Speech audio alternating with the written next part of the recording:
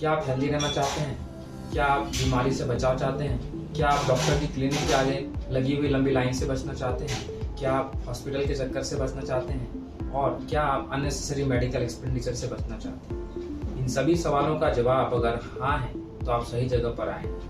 Hello everyone, I am doctor Santosh. इस महान पेशे में शामिल होने के बाद से मैंने अपने आसपास लोगों में किसी भी बीमारी के प्रति यह पाया कि उनके अंदर बहुत सारे मिथक और भ्रम हैं, जिसके कारण उनको कभी कभी बीमारी में अपूर्णित क्षति का सामना करना पड़ता है।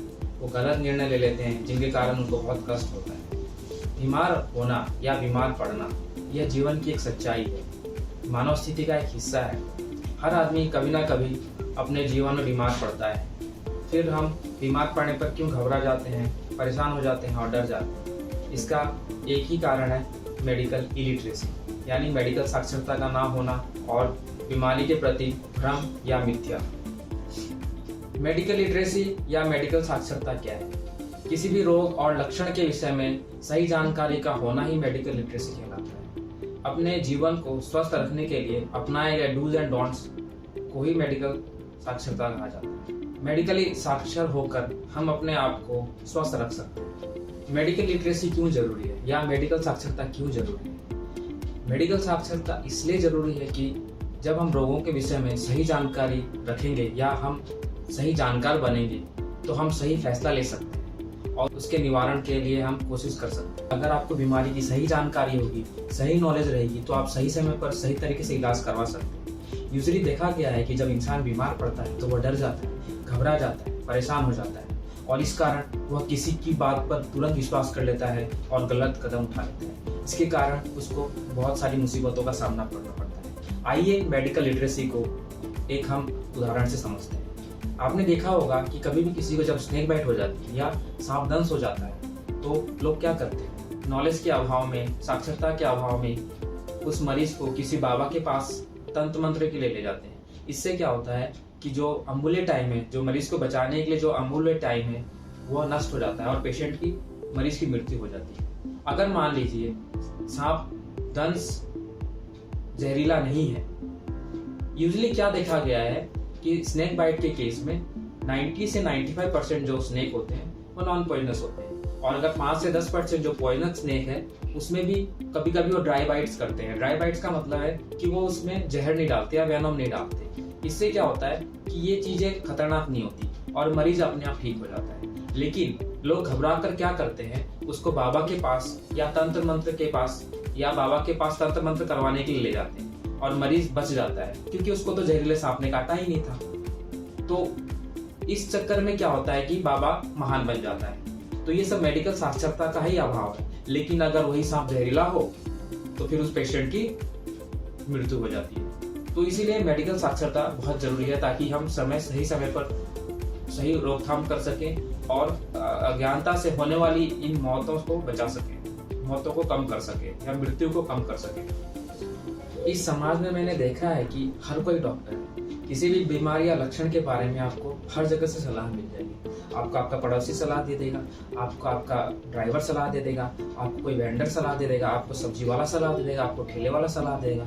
लेकिन सही सलाह आपको उस प्रोफेशन के एक्सपर्ट के पास ही मिलेगी, यानी डॉक्टर के पास ही मिलेगी। जिस तरह से हमें किसी लीगल केस के लिए हम वकील की सलाह लेते हैं, कि अपने होम का इंटीरियर डिजाइन करवाने के लिए इंटीरियर डिजाइनर की सलाह लेते हैं और आईटी रिलेटेड वर्क्स के लिए हम आईटी प्रोफेशनल की सलाह लेते हैं, उसी तरह से मेडिकल लक्षणों और बीमारी के लिए हमें डॉक्टर की सलाह ही लेनी चाहिए। मेरे इस चैनल का यही उद्देश्य है कि रोजमर्रा के जीवन में आने वाले लक्षणों के बारे में मैं आपको सही जानकारी दे सकूं, इतना साक्षर बना सकूं कि आपके अंदर डर और अनिश्चितता ना रहे, आपको सही जानकारी मिले और आप सही उपाय कर सकें, आप सही निर्णय ले सकें और इसके साथ ही आप अननेसेसरी खर्चों से भी बच सकें। गूगल ज्ञान से बचें, मेरी सभी लोगों से यही विनती है और उनको यही सलाह है कि हमेशा गूगल ज्ञान से बचें। ठीक है, आप गूगल पर किसी बीमारी के बारे में सर्च कर सकते हैं, लेकिन आपको हमेशा इंस्ट्रक्शंस तो डॉक्टर के ही फॉलो करने होंगे। एक डॉक्टर, एक चिकित्सक अपने जीवन काल में, पूरे जीवन में जो अनुभव प्राप्त करता है वो अनुभव ना तो आपको गूगल दे सकता है और ना ही कोई किताब दे सकता है। इसीलिए मेरी आपसे यही रिक्वेस्ट है कि आप किसी भी परिस्थिति या बीमारी में डॉक्टर की सलाह ही लें। जो आपके हित में ही रहेगा। और वीडियो के अंत में मैं secrets of a healthy life बताने जा रहा हूँ, इसको आप फॉलो करें कृपया। Secrets of a healthy life. Healthy life के 4 पिलर्स हैं।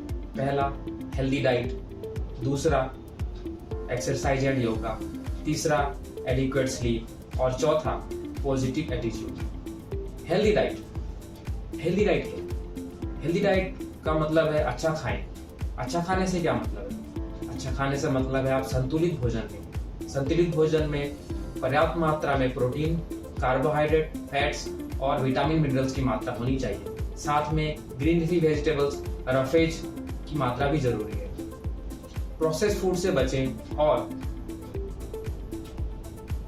अल्कोहल से बचें और स्मोकिंग से बचें। दूसरा एक्सरसाइज एंड योगा। आप कम से कम रोज 30 मिनट की वॉकिंग करें। फास्ट वॉकिंग करना ज़्यादा बेहतर रहेगा। रिलैक्सेशन एक्सरसाइज करें, योगा करें, जिससे आपका रक्तचाप भी सही रहेगा। तीसरा एडिक्वेट स्लीप। आप कम से कम 6 से 8 घंटे की नींद लें।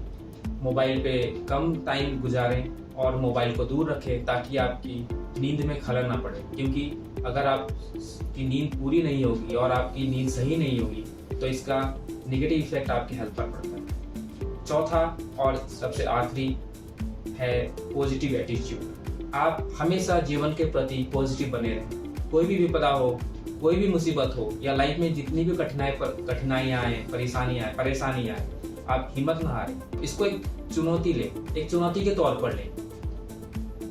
इसके सहारे अगर आप पॉजिटिव एटीट्यूड मेंटेन रखते हैं तो उसके सहारे आप कोई भी मुश्किल का सामना कर सकते हैं। अगले जितने भी वीडियोस होंगे उन सब में मैं आपको कॉमन लक्षण, कॉमन डिजीज के बारे में बताऊंगा।